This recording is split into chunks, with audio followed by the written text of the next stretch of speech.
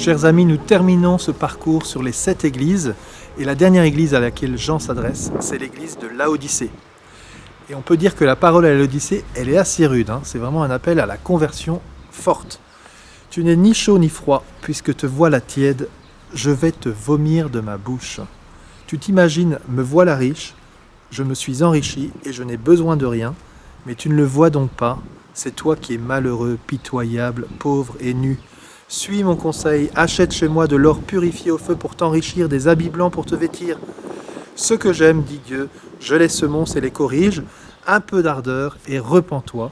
Je me tiens à la porte et je frappe. Voilà, le Seigneur se tient à la porte de nos cœurs aussi, et il y frappe. Il y a peut-être des points sur lesquels il veut nous reprendre aussi fortement en disant « Les amis, il faut quand même se convertir ». Alors je vais vous prendre un point clé dans la spiritualité de Saint Claude, un point clé sur une lettre de conversion à une sœur, qui est une Ursuline, et c'est le point sur l'obéissance. Il faut que votre ferveur, votre amour pour la retraite, pour la prière, pour les austérités, soit toujours réglé par l'obéissance. Assurez-vous, avant que de rien faire, que vous ferez ce que Dieu veut. Alors la question, on va te dire, comment est-ce que je peux bien vérifier que je fais ce que Dieu veut ? Vous voyez, par exemple, en ce moment, comment on entend cette parole de Paul, soyez soumis aux autorités. Ah, je mets le pavé dans la mare, tout de suite. Voilà, qu'est-ce que ça veut dire ? Alors, écoutons cette parole de Saint Claude à cette sœur. C'est dans le contexte de la vie religieuse. Je vous provoque, mais... Le démon n'a jamais trompé et ne trompera jamais une âme vraiment obéissante. Pour moi, c'est son témoignage donc, je fais si grand cas de cette vertu que les autres ne me paraissent rien si celle-ci ne les conduit. Donc c'est l'obéissance qui doit conduire toutes les autres vertus pour Saint Claude.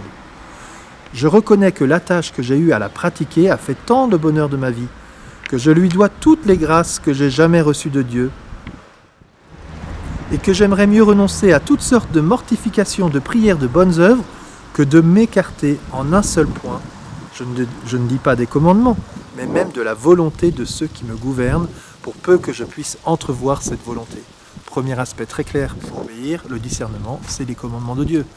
Et Claude va plus loin en disant, en fait, je vais jusqu'à remettre en valeur cette obéissance à ceux qui me gouvernent, c'est-à-dire pour lui, c'est supérieur. Voilà, pour peu que je puisse entrevoir cette volonté. Je discerne cette volonté chez mes frères, voilà, et j'observe cette volonté. Mais ce qui est impressionnant, c'est quand même de dire que pour Claude, toutes les grâces qu'il reçoit sont liées à cela. Et donc il y a peut-être un point clé pour comprendre aussi cette confiance que Claude a.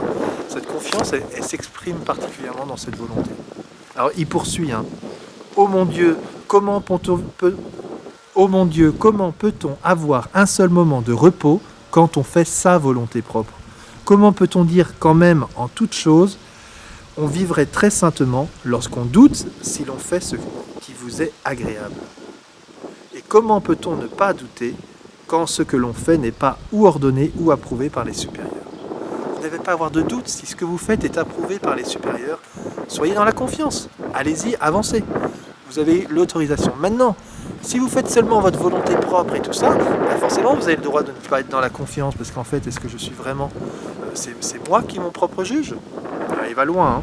Je dis approuver, agréer, trouver bon, car on peut extorquer des permissions et on croit faire merveille quand on force une supérieure à s'accommoder à notre ferveur. En fait, j'ai tellement monnayé le point, je crois que c'est ma volonté, en fait, je crois que j'obéis, mais en fait, j'ai tellement monnayé pour que ce soit ma volonté, que c'est surtout ma volonté que je suis en train de faire. Et l'autre est obligé de se plier à ma volonté, en fait. Je souhaite que vous lisiez bien cette lettre, dit Saint Claude, que vous la méditiez souvent et que l'obéissance soit à l'avenir votre vertu favorite, comme elle a été celle de Jésus-Christ. S'il y avait quelque chose de meilleur, vous pouvez bien penser que je vous le dirai, car pourquoi ne le ferais-je pas ? Nous avons donc ici ce qu'il y a de meilleur pour Saint Claude, cette obéissance, avec ce point de vigilance. Est-ce que je force l'obéissance pour faire ma propre volonté ? Est-ce que je soumets bien mes désirs, mes pensées à mes supérieurs pour discerner et recevoir cette volonté de Dieu que je cherche ? Demandons la grâce de nous attacher à pratiquer cela, et peut-être cela va nous faire découvrir, si on n'y est pas spontanément motivé, peut-être des grands lieux de confiance et d'espérance. Voilà, que le Seigneur vous aide dans cette dernière église à Laodicée, comme il dit, à ne pas être tiède, à avoir un peu d'ardeur, à nous repentir, aussi sur toutes ces, par exemple, ces désobéissances du quotidien. Voilà un aspect que Claude reprend, c'est un point fort de sa doctrine, c'est un point fort aussi dans la spiritualité de Marguerite Marie, cette place de l'obéissance, à bien remettre en valeur, sur lequel on peut discuter, approfondir, travailler ensemble pour avoir une obéissance bien ajustée. Voilà, bonne journée et demain nous ouvrirons une autre partie dans ce parcours.